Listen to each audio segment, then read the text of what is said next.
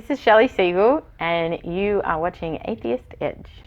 Hey everyone, welcome to Atheist Edge. I am Chris here with Aron Ra. And Aron, doesn't it seem like when we're dealing with Christians, it seems like we're hearing the same arguments over and over and over again all the time? I had a debate with a Christian last night where I had to explain to this guy, look, for 20 years I've been having the exact same conversation over and over and over and over again. I say that according to every scriptural reference in the Bible, and not just the Bible, but the Quran and the Bhagavad Gita, they all describe faith the same way. They all describe faith the way that I describe it. But every Christian says that faith is not a belief that is not based on evidence. Every Christian says that their faith is based on evidence. Okay, what is your evidence? Nobody produces anything. What they do is, they do the circular argument of question begging, right? That I have my magic book of fables says it's right, and we know that it's right because my magic book of fables says so. So the magic book of fables is evidence of the magic book of fables, right? There we go. We have subjective impressions. We have changed lives, which affects every religion and every paranoid conspiracy theorist. If you think that aliens are giving telepathic transmissions that are impeding through your or transmitting through your tinfoil helmet, okay, you get the same experience as all these religious people do. And so there's no control group. You get the same effect for every religion and every other, and past life remembrance, and you think you're talking to your dead relatives, all of that. You can get a hobby or join a new political group and you get the same effect from all of those. So clearly that is not evidence of the truth of the faith. But the Christians always want to argue that it is. But it never comes down to scientific evidence.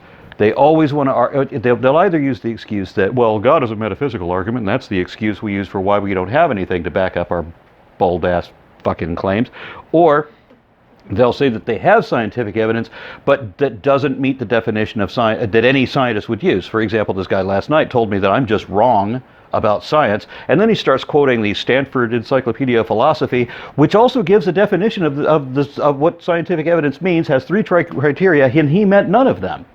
So, no, you're done. It's the same conversation all the time. You tell me I'm wrong, then prove that I'm right. But you never admit that I'm right, but you prove that I'm right, and then you're too stupid or arrogant to admit, because how can you? You're totally invested in this make-believe system, and that's what faith is. Fucking make-believe. You're pretending to have a magic imaginary friend. We're done. That's it. It's not like having an imaginary friend. It exactly is having a magic imaginary friend.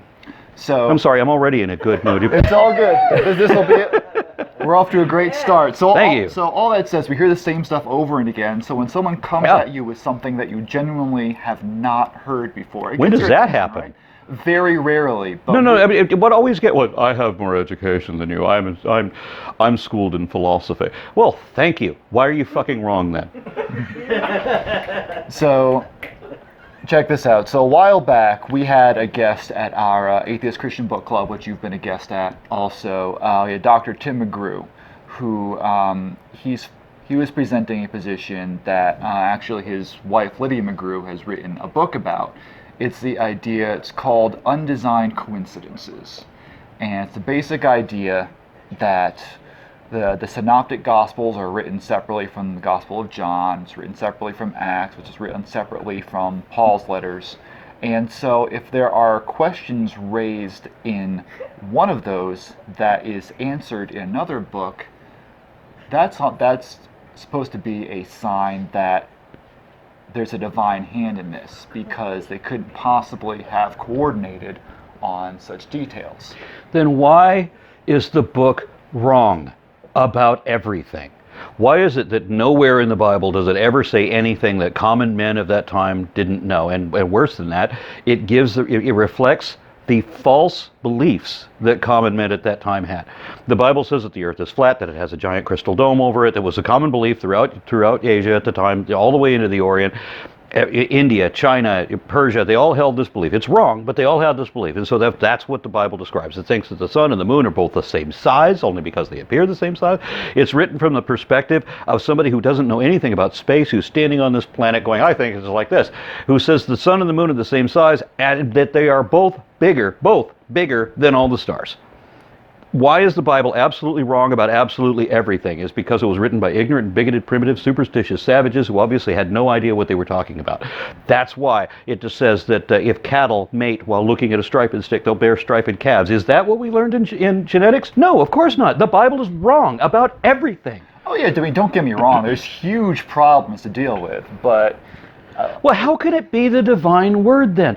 How could the same being who devised DNA, if we want to take that analogy, be the idiot, incompetent who wrote the fucking scriptures? well, let me show you how it can be the divine word. based, God's advocate. I don't mean to be sacrilege. Well, yes, I do. That's kind of the whole point of this channel. But let me just tell our viewers, because they may not have come across this yet, maybe they'll come across in the future, just so they can kind of be familiar with what this is talking about, so they know how to deal with it if it does come up. So here's an example. So the feeding of the 5,000 appears in the Synoptic Gospels. It appears in John, and Mark notes a very specific detail about it. In Mark 6:39, he says, "Then he commanded them all to sit down in groups on the green grass." Green grass. Not blue, not pink, not plaid. That's what I was going to say, grass. as opposed to blue. Okay, Exactly. go ahead. So, why was there green grass at the feeding of 5,000? Well, according to John 6, he specifically notes that the feeding of the 5,000 took place around Passover, which is in the springtime. Therefore, there would be all this green grass around for the 5,000 to sit upon. Checkmate, atheists. Exactly. No, the idea is that, why this has to be the hallmark of an eyewitness, because who else would think to include such a specific detail? And then I see your and then speech. tell the exact same story twice, where 4,000 people. But it's still the same story, and the followers are equally amazed both times. I didn't think he was going to do it a second time. I mean, Well, how is it amazing the second time? You saw him do it before. Anyone can feed 5,000 people once, but I mean, come on. If Superman flies down, says hello to you, and then takes off, you're going to be amazed, right? The first time you've ever seen it. He does it again on Thursday. Are you going to be amazed again? You know he can do this shit, right? If he does this 3 times, then I'll be. Does it convinced take he's a third time to? Oh well, you know what? I guess he can do that. I saw him do it twice before. Why? Why would it be equally amazing both times? And it's like even ignoring that, like picture like the books you hated reading in high school English class. Why don't the Christians think about this? Hey, this is a guy who believes in demons. This is a guy who wants to promote his followers to be faith healers. He said, you can do all the same, you can do better miracles than me if you just have the power of pretend. Mm-hmm. If you just make believe really hard. If you believe hard enough, then if you tell the mountain to jump into the sea, then it'll jump into the sea. Because it's all make believe. It's all pretend. It's all the power of positive thought. Right? That's all it is. And so we have a guy who doesn't know when figs are in season, so he curses the tree because it didn't provide figs when it was out of season. Big fucking deal there, right? So this is a guy who says that it doesn't matter what you take into your mouth. Go ahead and drink poisonous things. Dance around with snakes, drink Drano, whatever. It doesn't matter what you take into your mouth. That's not what defiles you. It's the magic words that come out of your mouth. I'm going to go check under the sink right now. That can cause curses, right? That can defile you. That's what this guy thinks. He believes in magic words and he believes in fucking demons. He doesn't obviously know anything about nutrition or intoxication or drugs or poisons or fucking broken glass. Whatever. He doesn't understand any of that because he's germ theory. Or germ theory of disease. Thank you. Because how long did we have to wait for germs? Wouldn't it be great if the Bible actually told us something useful? It's funny you bring up germ theory because that's actually going to be the Because Jesus says don't wash your hands, right? This is why it doesn't matter what goes into your mouth. He's defying the Jewish law by saying don't wash your hands. And the Christians will come to me and say, well, we obviously had divine inspiration because it says in the Old Testament to wash your hands. Well, then why did Jesus say not to wash your hands? Why is Jesus defying the wisdom of fucking raccoons? They figured this out, right? They didn't need divine wisdom, and Jesus is saying not to do that. So here we've got a guy who has absolutely no idea about science whatsoever. No, he's not fucking God. This is a big argument that I have with everybody. When Jesus is God, if Jesus is a manifestation of God, Jesus is God made flesh. If you're playing a video game, you have it. Let's say you're playing like a Warcraft or something like that. You have a character in that game, and that character is you. That character knows everything you know because you know it, and that is you, right? But while that character is you, you are not that character because you exist in a world outside of that world, right? You existed before his time. Mm-hmm. Does that make sense? I mean, so Jesus would be the avatar of God. So it would not be possible for Jesus to say that God knows things that I don't know. And that when God then comes down as a third person and says, "This is my son in whom I am very proud," and the Jews are like, "Oh, look, a cloud is talking to us, great." And they're talking about this hippie over here, and then the hippie has to be led off by some other, the great ghost or whatever the fuck, right? Who is also Jesus, but Jesus doesn't know where Jesus is leading him to. None of that makes any sense. It's because it's a ripoff of the Trimurti in order to reconcile a contradiction between the very first commandment, "Thou shalt have no other gods before me," and Jesus saying that the only way to God is through me. So "Thou shalt have no other gods," except this guy. Right? So there's already we have a blasphemous heresy right there. Reconciliation, Trinity, which is ripped off of the Hindu Trimurti, where we have three different people, and they are different people with different wives and everything, but they're all part of the same Godhead. Am I ranting? Sorry, that's my first I think example. I might be ranting. Look, it's 80,000. You're informing. It's 80,000 views every time you come on our show. Keep ranting. Well, can I also add? Oh God! We're gonna get me into it now.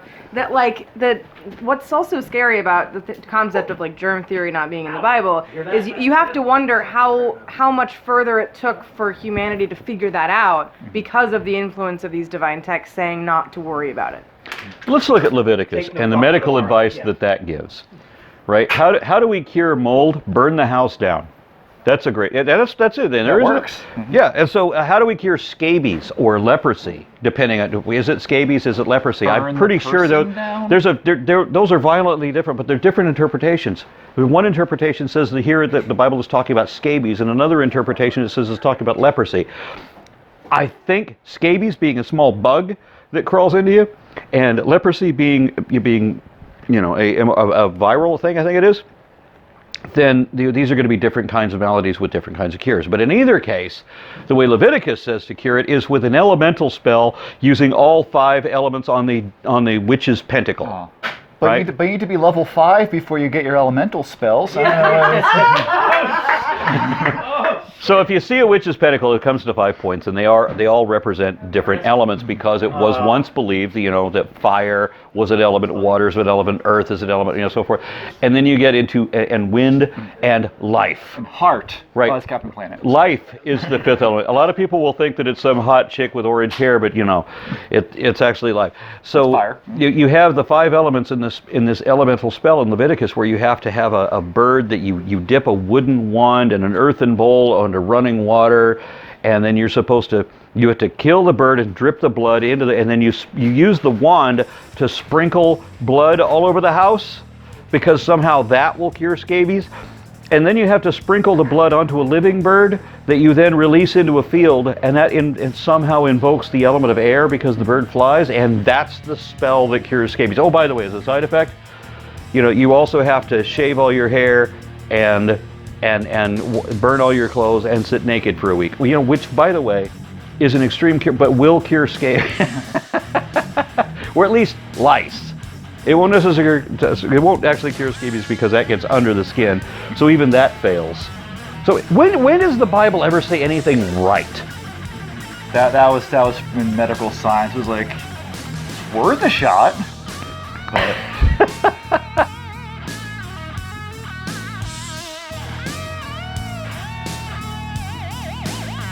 way.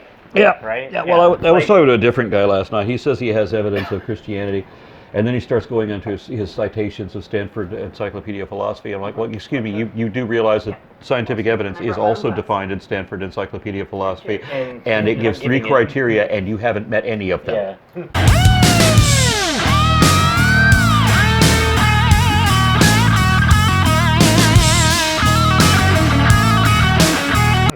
So you did not, by definition, provide evidence of Christianity. I also disagree with people that are claiming that the God question is a philosophical one and not a scientific Pause one. The last question. I think it's absolutely a scientific The last claim. question posed to my opponent that I answered also was, when is Christianity going to produce repeatable, objective scientific evidence? And he goes, been doing it for 2,000 years, baby. And then I answered, and haven't done it yet. Yeah, and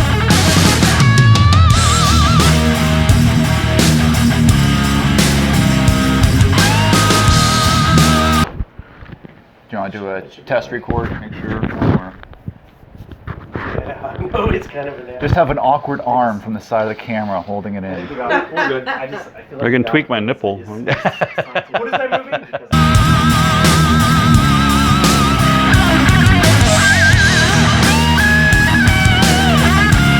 You can do it! Little nice and Nicky. hard and clip the mic. That to was a That'd terrible be good. movie, but I actually liked it. Or was it Waterboy? It was Little Nicky. Little Nicky. Okay, we're giving ready. evidence for things. Let me that get they claim. back to They'll that. say, Oh, well, I'll just go it's this just way. it's a All philosophical right, we're good. question. We're good. We're rolling. Okay, I got bright fucking lights here, so I'm just going back here. Hey, that'll work.